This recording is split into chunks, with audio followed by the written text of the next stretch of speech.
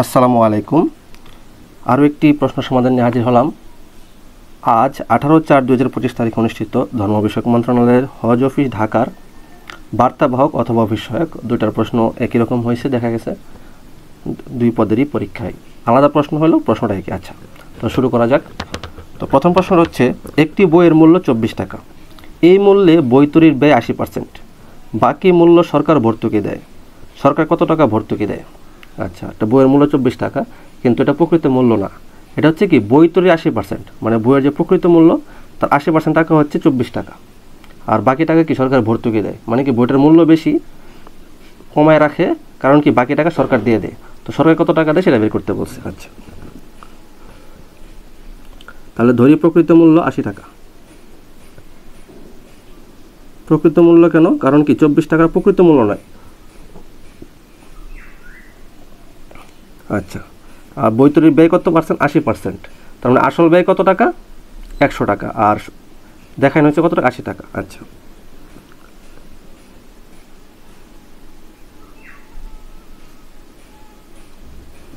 ধার্য মূল্য 80 হলে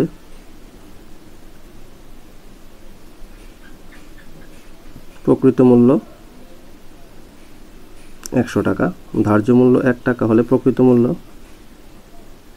100 টাকা। ধার্য মূল্য 24 টাকা হলে প্রকৃত মূল্য এত টাকা। তাহলে একটা শূন্য কাটা, 3 8 24, 3 10 30 টাকা। তার মানে কি বইটি তৈরি করতে মোট ব্যয় বা মোট খরচ বা মোট দাম হয় কত টাকা? 30 টাকা, কিন্তু বইটির মূল্য দেওয়া আছে কত টাকা? 24 টাকা। তার মানে সরকার ভর্তুকি দেয় 30 বিয়োগ হচ্ছে 24, এত টাকা সমান হচ্ছে কি 6 টাকা। এই 6 টাকাটা হচ্ছে কি সরকার ভর্তুকি দেয়। এই হচ্ছে আনসার। ঠিক আছে, তাহলে দেখেন আবার কি আছে, a প্লাস বি সমান হচ্ছে 9, a মাইনাস বি সমান 7। তাহলে এ বির মান কত?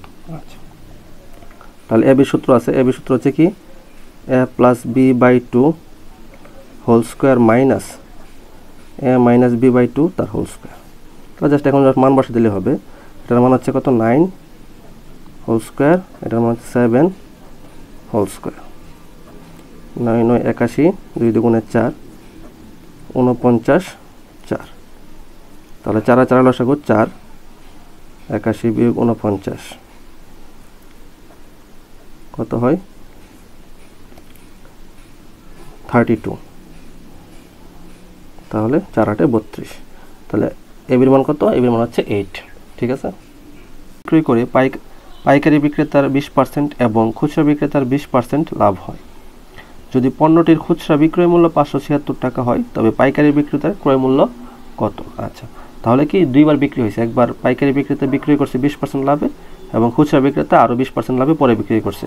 তো আমাকে দেওয়া আছে যে খুচরা বিক্রেতার বিক্রয় মূল্য দেওয়া আছে 576 টাকা। বলছে যে পাইকারি বিক্রেতা কত টাকাতে কিনেছিল সেটা বের করতে। আচ্ছা, তো অঙ্কটা দুই ধাপে করতে হবে। তো চলুন আমরা শুরু করি। খুচরা বিক্রেতা, যেহেতু খুচরা বিক্রেতার বিক্রয় মূল্য দেওয়া আছে, আগে কী করবো, আমরা খুচরা বিক্রেতার ক্রয় মূল্যটা বের করব। তো খুচরা বিক্রেতা কত পার্সেন্ট লাভে বিক্রি করছিল? 20% লাভে। তাহলে ধরি 20% লাভে বিক্রয় মূল্য 100 যোগ 20 সমান কত? 120 টাকা। হ্যাঁ, তাহলে কোনো কিছু না জানলে আমরা হচ্ছে ক্রয় মূল্য ধরি 100 টাকা। তাহলে এই জন্য বিক্রয় মূল্য হচ্ছে 100 যোগ 20 টাকা। আচ্ছা, তাহলে সুতরাং আমাকে ক্রয় মূল্য বের করতে হবে। তাহলে বিক্রয় মূল্য 120 টাকা হলে ক্রয় মূল্য 100 টাকা। তাহলে বিক্রয় মূল্য 1 টাকা হলে 100 টাকা। তাহলে আমাকে দেওয়া আছে খুচরা বিক্রেতার বিক্রয় মূল্য কত? 576 টাকা। তাহলে বিক্রয় মূল্য 576 টাকা হলে ক্রয় মূল্য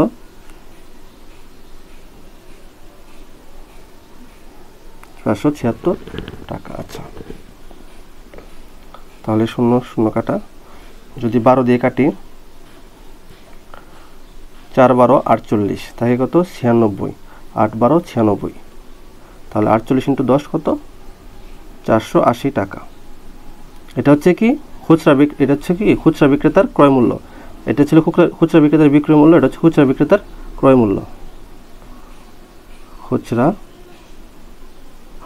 বিক্রেতার, এটা হচ্ছে কি খুচরা বিক্রেতার ক্রয় মূল্য বের হয়েছে, ঠিক আছে 480 টাকা। আচ্ছা, তাহলে খুচরা বিক্রেতা যেই দামে কিনছে সেটাই কি পাইকারি বিক্রেতার বিক্রয় মূল্য, ঠিক আছে না? আপনি দোকান থেকে যেই দামে একটা জিনিস কিনেন সেটা হচ্ছে কি আপনার ক্রয় মূল্য আর দোকানদারের বিক্রয় মূল্য, তো এটাও সেম। তাহলে পাইকারি বিক্রেতা কত দামে বিক্রি করছিল? 20% লাভে। তাহলে পাইকারি বিক্রেতার বিক্রয় মূল্যটাকে বের করি। তাহলে পাইকারি বিক্রেতার বিক্রয় মূল্য, পাইকারি বিক্রেতা কত পার্সেন্ট লাভে বিক্রি করছিল? 20% লাভে। তার মানে ধরি ক্রয় মূল্য 100, তাহলে 20 টাকা। কত টাকা? 120 টাকা। তাহলে সুতরাং বিক্রয় মূল্য 120 টাকা হলে ক্রয় মূল্য 100 টাকা।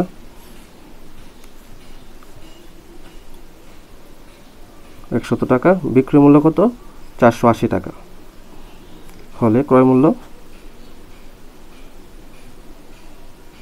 480 টাকা। তাহলে 4 12 48, 4 4 100, 400 টাকা। তার মানে কি? তার মানে হচ্ছে পাইকারি বিক্রেতার ক্রয় মূল্য কত টাকা? 400 টাকা। সে 20% লাভে 480 টাকায় বিক্রি করছিল খুচরা বিক্রেতার কাছে, খুচরা বিক্রেতা আরও 20% লাভে ওই 576 টাকায় বিক্রি করছে। তাহলে অঙ্কটা একটা শর্টকাট আছে। অঙ্কটা হচ্ছে কি, প্রথমে দেখেন ধরি হচ্ছে ক্রয় মূল্য 100 টাকা, তার মানে ধরি মনে করেন ক্রয় মূল্য হচ্ছে কত? 100 টাকা। তাহলে 100 20% লাভে কত হয়? 120। ওই 120-এর উপরে আরও 20% লাভ, তাহলে কত হয়? 144 টাকা, ঠিক আছে? তাহলে সুতরাং 144% সমান হচ্ছে 576 টাকা। তাহলে 1% হচ্ছে কি 576 ভাগ 144, তার মানে 100%। কোনো কিছুর ক্রয় মূল্য হচ্ছে 100% ইন্টু হচ্ছে 100। তাহলে 144 দিয়ে কাটলে কত হয়? 4, আর 4 100, 400 টাকা। শর্টকাটে এভাবে করা যায়, ঠিক আছে? পরবর্তী অঙ্ক হচ্ছে মাতা ও 3 পুত্রের বয়সের গড় অপেক্ষা পিতা ও 3 পুত্রের বয়সের গড় 2.5 বছর বেশি। পিতার বয়স 50 হলে মাতার বয়স কত? আচ্ছা, তার মানে কি বলছে যে মাতা আর 3 ছেলের যে বয়সের গড়টা আছে সেটা থেকে কি পিতা ও 3 ছেলের বয়সের গড়টা 2.5 বছর বেশি। আচ্ছা, তাহলে